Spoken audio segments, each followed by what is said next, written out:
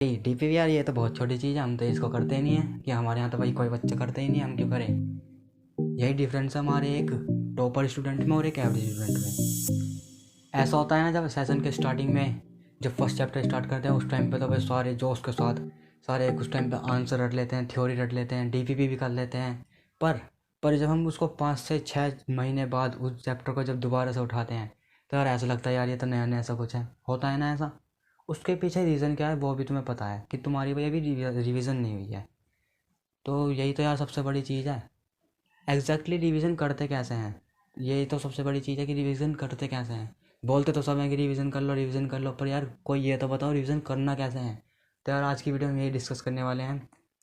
Hello everyone, this is Gautam Hrithik. आज की video बहुत ज़्यादा इंपॉर्टेंट होने वाली है। सबसे पहले, अगर तुम 10th और 11th क्लास के बच्चे हो तो तुम्हारे लिए एक जैम होने वाली है वीडियो, या बोल सकते हो गोल्ड होने वाली है।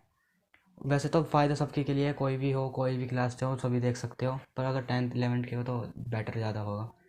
तो इसमें सबसे पहली चीज़ है कि तुम्हें रिवीजन करना है प्लस पाप।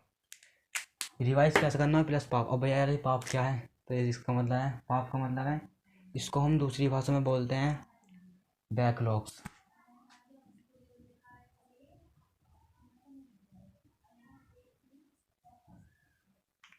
अब इसका मतलब देखो समझो, मान लो जब तुम्हारा चैप्टर जो मान लो तुम फर्स्ट सेकंड थर्ड चैप्टर तक तुमने अपने कर लिया, पर फोर्थ और फिफ्थ चैप्टर तुम्हारा किसी कारणवश छूट गया।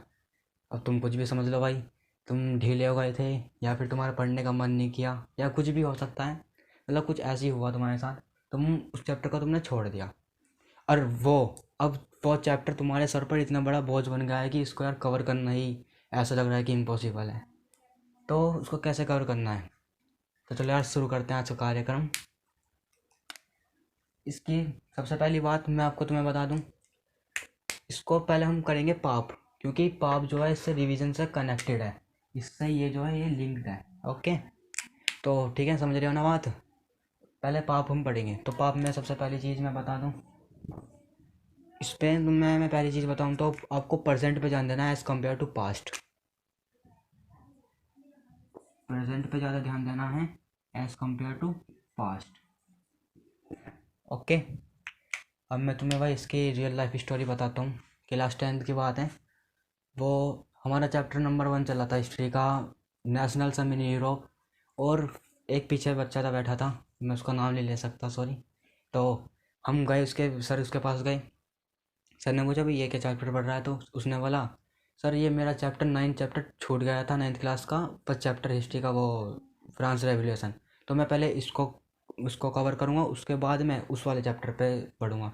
पर 2 थप्पड़ इतने तगड़े लगे थे, पूरी क्लास देख रही थी भाई। वो सर ने बोला कि तू ऐसा करके, उसने बैकलॉग्स को हटा नहीं रहा है कि जो तू पहले, मान लो जब तेरा चैप्टर क्लास 10th में जब तेरा चैप्टर नंबर फर्स्ट चल रहा है, जब तू क्लास 9th का चैप्टर नंबर 1 पढ़ेगा, ऐसे करने से तुम घटा नहीं रहे हो, उसको उल्टा बढ़ा रहे हो। इसीलिए प्रेजेंट पर ज़्यादा फोकस करो, जो अभी चल रहा है उस पर ज़्यादा ध्यान दो एज़ कम्पेयर टू पास्ट।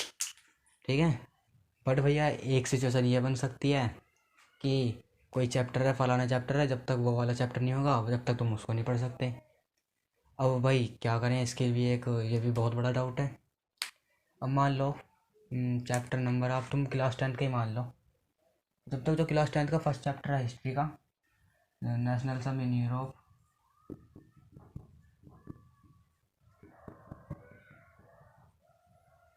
जब तक तुम इस चैप्टर को नहीं पढ़ोगे, मतलब जब तक तुम, अगर तुमको ये चैप्टर पढ़ना है ना, तो तुमको 9th क्लास का चैप्टर नंबर 1 आना चाहिए। ये क्लास 9th का है, ये वाला फ्रांस रेवोल्यूशन।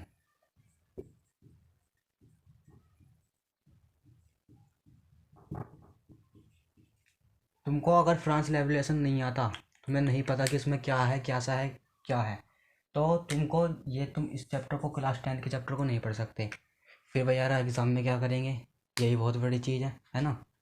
तो अब मैं तुम्हें कोई राम बताता हूँ, राम मान लो, हाँ राम मान लो। अब एक राम है,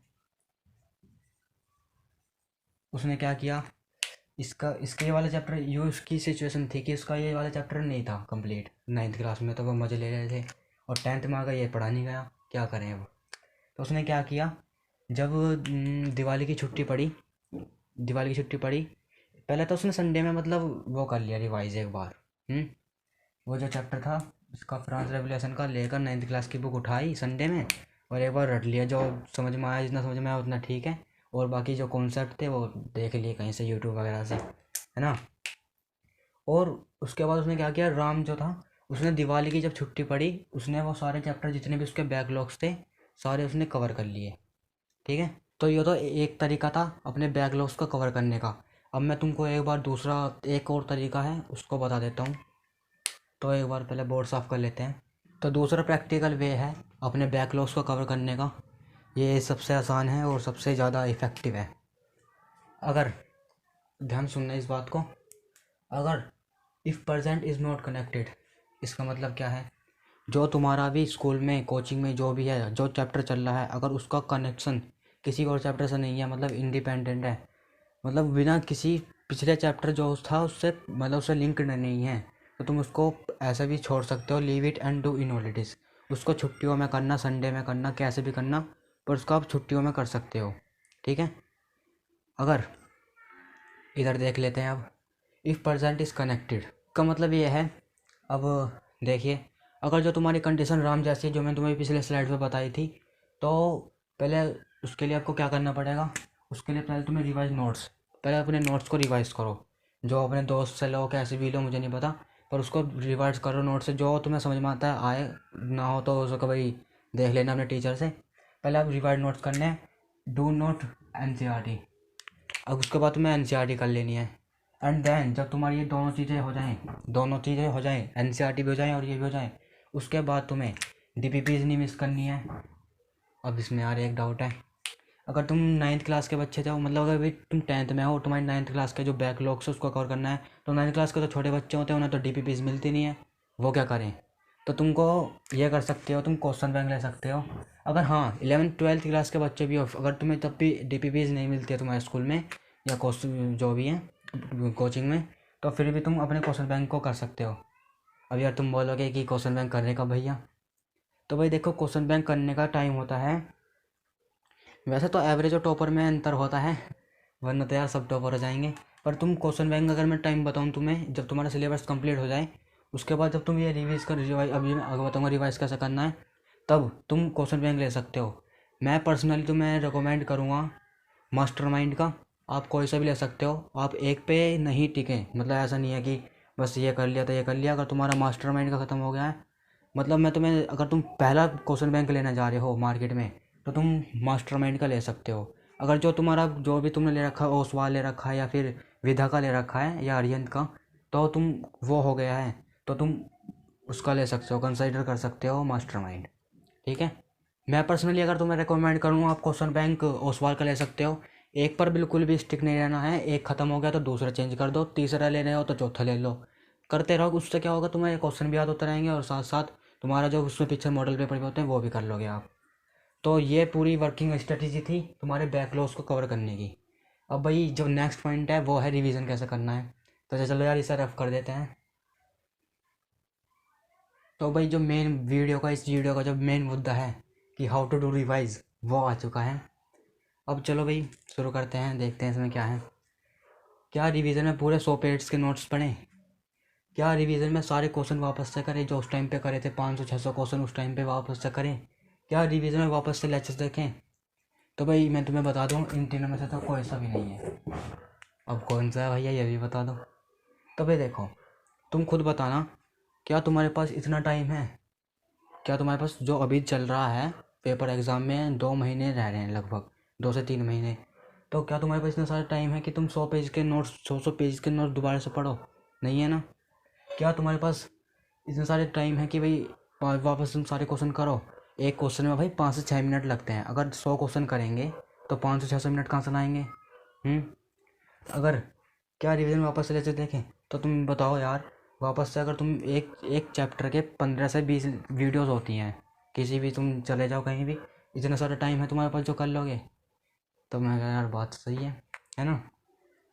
तब करेंगे ऐसे, तुम्हें इसके लिए जो तुम्हारा भी चैप्टर चल रहा है उससे जो पहले तुम्हारा जो चैप्टर हुआ था उसके तुम्हें डेली थोड़े थोड़े क्वेश्चंस करने पड़ेंगे, उसके लिए तुम्हें डेली प्रैक्टिस प्रॉब्लम्स को ही बोलते हैं डीपीपी, है ना।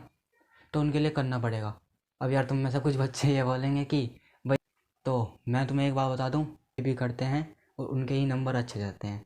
जो कर लेते हैं उनके नंबर अच्छे जाते हैं, जो नहीं करते उनके नंबर एवरेज आते ही हैं 60-70। हमारे यहाँ जो बच्चे करते हैं वो क्या करते हैं, जो डीपीपीज होते हैं, जो क्वेश्चन बैंक्स होते हैं ना, उनको इग्नोर कर देते हैं, उनको अंडर एस्टिमेट कर देते हैं कि ये तो बहुत छोटी छोटी सी चीज़ें, इनको हम नहीं करेंगे। बट ये ना, ये चीज़ें, छोटी छोटी सी चीज़ें ही आगे तुम्हारे रिजल्ट में बहुत बड़ी भूमिका निभाती है। अब वो कैसे, तो चलो यार देखते हैं, बोर्ड साफ करते हैं। अब मैं तुम्हें डेली प्रैक्टिस प्रॉब्लम यानी डीपीपी का महत्व समझाता हूँ क्या होता है। अब देखो मैं तुम्हें बता दूँ, हमें ना हर 2 हफ्ते बाद डीपीपीज मिल जाती थी। डीपीपीज में क्या होता था, जो हम चैप्टर हम पढ़ रहे हैं, मान लो अभी तुम्हारा चैप्टर नंबर 10 चल रहा है, ठीक है, और तुम्हारा चैप्टर नंबर 10 चल रहा है, तो उसके पीछे के मतलब 1 से लेकर 10 तक उस डीपीपी के अंदर क्वेश्चंस होंगे। अब ऐसा मतलब मुझे क्वेश्चन डीपीपी मिली, उसकी मतलब पहली डीपीपी मिली है, तो इसमें क्या होगा, अब हम देखेंगे कि क्वेश्चन नंबर 1 तो है ये तो चैप्टर नंबर 1 से है, ठीक है। ये क्वेश्चन नंबर 2 है चैप्टर नंबर 3 से, और जो क्वेश्चन नंबर 3 है वो चैप्टर नंबर 7 से है, जो हमने लगभग 2-3 हफ्ते पहले पढ़ा था। और ये जो हम क्वेश्चन नंबर 4 है वो चैप्टर नंबर 10 से है, जो अभी प्रेजेंट में चल रहा है। और जो क्वेश्चन नंबर 5 है वो चैप्टर नंबर 2 से है, जो हमने लगभग 5 महीने पहले पढ़ा था, ठीक है। तो इनडायरेक्टली आप देख रहे हो कि इससे रिवीजन हो रहा है हमारा, ठीक है। तो भाई ये होता है डीपीपी का फ़ायदा करने का। अब तुमने देखा ये चैप्टर नंबर 1 से था क्वेश्चन, तो तुमने ये देखा और तुम्हारा दिमाग चलना स्टार्ट हुआ, और तुमने देखा कि भाई ये तो, अब तुम बुक खोलोगे, जल्दी थ्योरी पढ़ोगे, जल्दी रिवाइज करके फिर उसको क्वेश्चन का वहाँ पे आंसर लिख दोगे। अब तुमने चैप्टर नंबर 3 का देखा, जो हमने अराउंड 3 महीने पहले पढ़ा था, उसका फिर क्वेश्चन उठाओगे, फिर देखोगे, उसका आंसर लिख दोगे। तो ऐसा देखा तुमने, हमने ऐसा कोई पर्टिकुलर टाइम नहीं निकाला कि हमको उस दिन एक टाइम निकालेंगे 2 घंटे का, दूसरे चैप्टर का रिवाइज करेंगे और पूरा दिन उसमें निकाल देंगे उसकी थ्योरी पढ़ने में। 30 मिनट की जो थ्योरी है चैप्टर 2 की, अब तुम उसे पूरा दिन निकालोगे, ऐसा नहीं होता रिवीजन। जो स्मार्ट वाले बंदे हैं वो ऐसे नहीं करते कि पूरा चैप्टर एक दिन लेके बैठेंगे और करके लेके कर लेंगे और पूरा दिन उसमें लगा देंगे। वो थोड़ा इसमें लेके चलेंगे कि जिससे कि उनका टाइम बचे और वो जल्दी से कर पाएँ, ठीक है। रीज़न है, जो टॉपर बच्चे हैं वो उनके अपने साथ डीपीपी चल रही हैं, जिससे उनके साथ साथ रीजन रिवाइज होता रहे। तो यही रीज़न है हमारे जो टॉपर बच्चे हैं और जो हमारे एक एवरेज बच्चे हैं, ठीक है, समझे, ये बात क्लियर हुई। तो आज की वीडियो में यही 2 चीज़ें डिस्कस करनी थी। आज की वीडियो में ये क्या डिस्कस करा कि तुम्हारे जो बैकलॉग्स कवर हैं उनको कैसे कवर करना है, दूसरा हमें रिवाइज कैसे करना है। रिवाइज करने में हमने वो ड्राम वाला एग्जाम्पल लिया था, किसी दिन उसका नाम उसी में बता दूँगा। तो यही 2 चीज़ें थी, ठीक है। तो चलो चलते हैं, वीडियो शेयर कर देना।